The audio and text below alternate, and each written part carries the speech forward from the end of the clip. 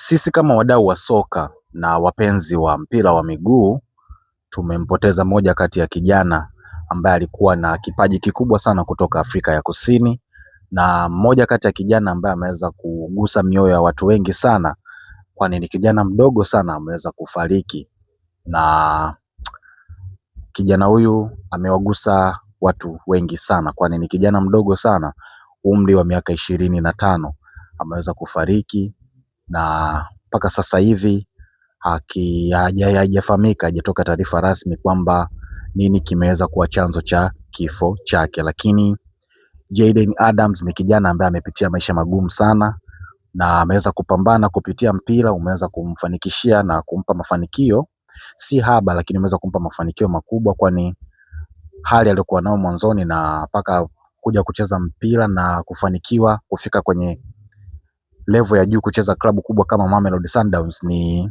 kitu kikubwa sana. Sasa nipo hapa kukupitisha, nikupe historia yake kidogo ya mafanikio yake ya mpira wa miguu, alipoanzia mpaka alipofikia, na chanzo na sababu ya kifo kilikuwa ni nini na hatua zipi zimeweza kuchukuliwa. Jayden Adams yeye amekulia katika maeneo ya Idars Valley ambayo yanapatikana katika sehemu inaitwa Stellenbosch. Kuna klabu inafahamika kama Stellenbosch Football Club, ndio ameweza kukua katika maeneo hayo, na yeye amelelewa na wazazi wake wawili, Juanito pamoja na Candice, ambapo yeye amelelewa na wazazi wake wawili na ndugu wachache sana. Amelelewa na ndugu zake wachache sana na wazazi wake wawili, na maisha ya kwao hayakuwa mazuri sana. Maisha yao yalikuwa ya hali ya chini sana, japo wazazi wake walipambana sana kuweza kumhakikishia mtoto wao anatimiza ndoto zake anazozipenda, na alikuwa na mapenzi makubwa sana na mpira wa miguu. Na alipofikisha miaka 12 tu, Jayden Adams alianza kuonyesha kuwa anapenda mpira na alikuwa na kipaji kikubwa sana, hivyo akaenda kujiunga na academy ya mtaani kwao ambayo inafahamika kwa jina la Stellenbosch Football Club, na akaweza kupata mafunzo hapo, akajifunza kucheza mpira hapo hapo. Ilipofika mwaka 2020, Stellenbosch Football Club wakavutiwa sana na kipaji chake, hivyo wakampandisha daraja kutoka kwenye timu ya watoto wakampandisha mpaka timu ya wakubwa mwaka 2020. Na wanasema kwamba huyu Jayden Adams alikuwa ni mmoja kati ya wachezaji wa academy ambao waliweza kupandishwa daraja kuja kucheza kwenye timu ya wakubwa. Yaani walifundishwa hapo hapo na wakapanda hapo hapo kulingana na kipaji chake kuwa kikubwa sana. Nafasi yake tunafahamu ni kiungo, huyu ni mchezaji kiungo. Kwa hiyo alivyopandishwa mwaka 2020 akaanza kuitumikia klabu, na ndo ilikuwa rasmi sasa akasainiwa kama mchezaji professional na kuanza kulipwa pesa baada ya kupandishwa daraja kucheza timu ya wakubwa Stellenbosch Football Club. Na mafanikio aliyopata ni makubwa sana, kwani mwaka 2023 aliweza kushinda kombe lilofahamika kama Carling Knockout Cup, ambapo inasemekana kuwa yeye ndo alitoa mchango mkubwa sana kuweza kufanikisha klabu hiyo kuweza kupata taji hilo. Hivyo ilivyofika mwaka 2025 klabu zikaanza kumuona sasa ule mchezaji kwamba ni potential, mchezaji yule ana kipaji, mchezaji yule anajua kucheza mpira. Klabu ya Mamelodi Sundowns ikaamua kumsaini mchezaji huyo mwaka 2025 na kwenda kuwatumikia Mamelodi Sundowns.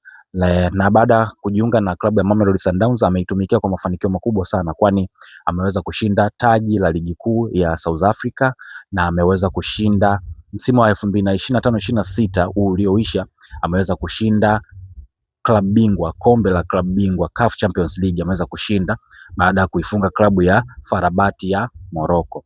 Kwa hiyo ameweza kuitumikia Mamelodi kwa mafanikio makubwa sana sana sana.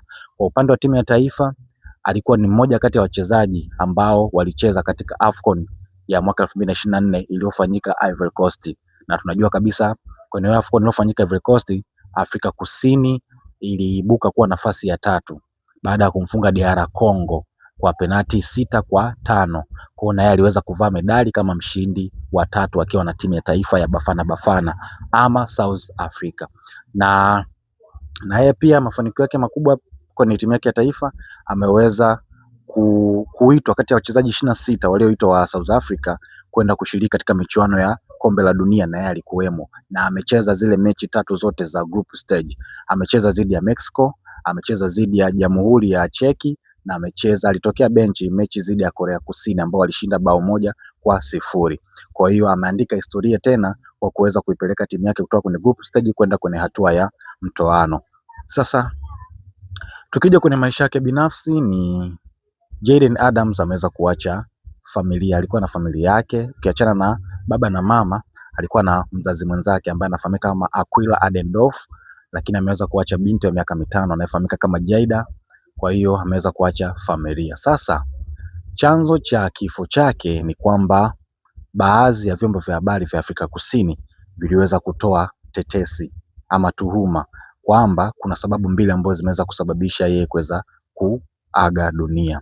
Sababu ya kwanza, wanasema kwamba aliweza kujiua mwenyewe, yaani alijiua mwenyewe akiwa nyumbani kwake, lakini vyombo vya habari vingine vinadai kuwa aliwekewa sumu kwenye chakula chake, lakini jeshi la polisi pamoja na klabu ya Mamelodi Sundowns ikatoka mbele na kutoa taarifa kwa umma kuwa mpaka sasa hivi yenyewe ndio inafanya uchunguzi wa kuweza kugundua nini kimeweza kumuua mchezaji huyo. Kwa hivyo taarifa zozote ambazo zimeweza kutolewa na vyombo vya habari vyovyote sio za kweli, bali jeshi la polisi ndio litakuja liweze kudhibitisha taarifa hizo.